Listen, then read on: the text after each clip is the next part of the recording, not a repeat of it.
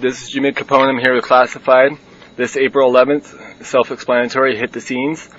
So you should all run out and get that at your local record store. Classified has worked with artists such as 112, Socrates, Maestro, Rascals, Choclair, Swollen Members. When it comes to street cred, this man has definitely built his own within the Canadian hip-hop scene. How are you doing today, Classified? I'm doing amazing. Jake's in there. On your new album, you cut a track with none other than the Prime Minister of Hip-Hop, Maestro Fresh West. What was it like working with him? It was cool, man. Me and Maestro worked together since like 2003 was the first song we ever did, and since then we probably, in between producing tracks for his album or him rhyming on mine, probably done 8 or 9 songs together. So it's cool, man. Maestro's he's fun to be in the studio with. He's just like a guy that likes to get in the studio and work, so works good. Awesome. And what's your outlook on the Canadian music industry today, and how can it be improved?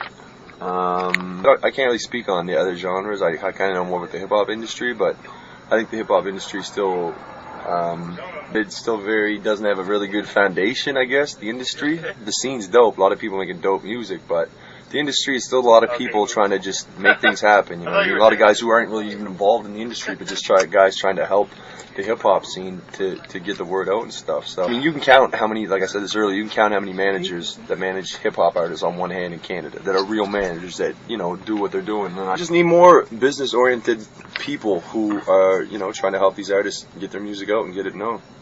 And what advice would you give to anyone who's looking to break out in the Canadian hip hop scene? Tour, do shows, play anywhere, everywhere you can, and it don't matter if it's in front of 10 people, 20 people, whatever.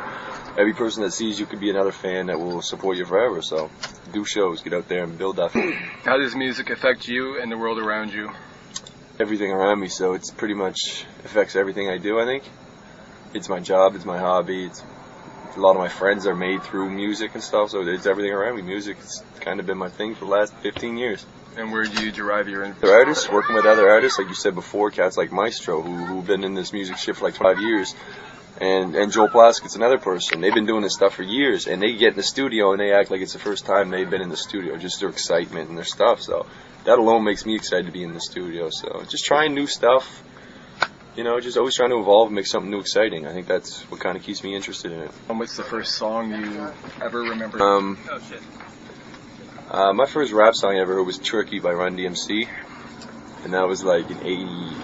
I don't even remember, late 80s or some shit. Yeah, I was like 11 years old. And yeah, I don't know what it even got me about it though. It was just something I heard and I loved it. But like before that, my parents always played like old records like the Beatles and He's Around. But that was the first hip hop track that really kind of grabbed my attention. Or like just in general. In general, I try to like I said, I really try to do it like a 9 to 5. Like I try to, when I'm on tour, it's all it is music. You travel, you do the show, you get back in, you go to the next one. But at home, I really try to keep it like a 10 to 5 job. I go out with my still, people come over record, and I try to be done by like 5:30 every day, and then go and have my supper and, chill out with the family, watch a movie. So to answer your question, about 40 hours a week. About 40 hours a week? What do you find yourself most drawn to as a listener? Who are you listening to right now? Summertime in the LBC, the Dove Shog, Chaos and Socrates. I've been listening to that new joint. What else have we been listening? A lot of older stuff, like just on the bus. We're all guys who listen to hip hop in the '90s and stuff. So we're listening to Dre, Das Effects, EPMD, Redman, classic hip hop shit. Farside, yeah, that's Chance. That's Chance Crow. In your opinion, what's your best album to date? Self-explanatory. And why? Because there's 15 singles. It's just, you know what I mean? I think everything. I don't know, as an artist, and this might be my point of view, other people might feel in different ways, but as an artist, I always try to make my album to be better than my last one. So when I finish a song, if I don't feel it's on par with what I did, I don't use it, or I'll use parts of it and redo it. So definitely this album, I think, just growing instrumentally, production-wise. There's 22 tracks and bangers on there, so it's definitely the longest and most filled CD I ever made. It's definitely a dope album, man. Thank you. Seems you've succeeded when so many else have failed. What's your magic is doing? Tour. And I got DJ Ivy. You get DJIV, you can make a career out of this shit. Nice. No, but for real, like touring, like I said earlier, touring. A lot of people, like I said, they go in the studios, they go on the Facebook, they make their song, they put it up, and their 20 friends hear it. And a lot of people are cool with that, and that's cool. But if you're really trying to make a career, you got to get out there and do that shit you don't want to do. You got to take the taxi, the Greyhound, or whatever, and go play in front of 15 people, and do that a couple times. And when you come back, you'll have more crowd. Right. You know what I mean? You build up And your family. sleep in a van with 12 other smelly guys. Exactly. You gotta do all that shit. Yeah.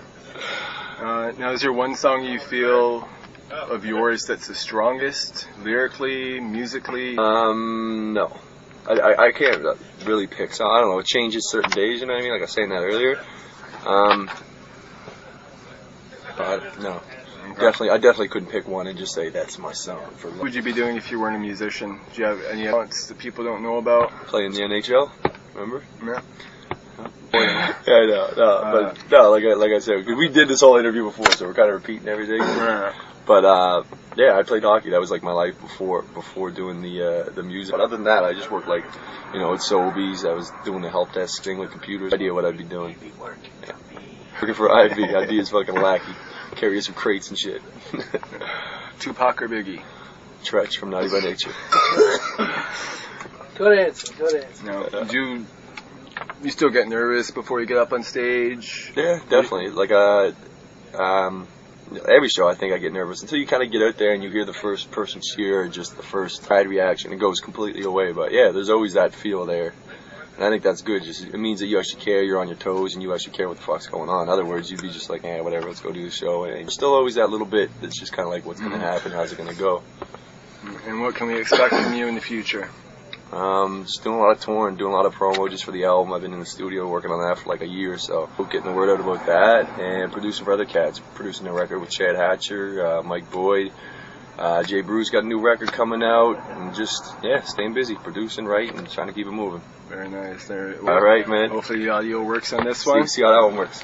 You've been listening to Jimi Capone here with Classified, and this is 4 Stages Grind Radio. Stay tuned for more.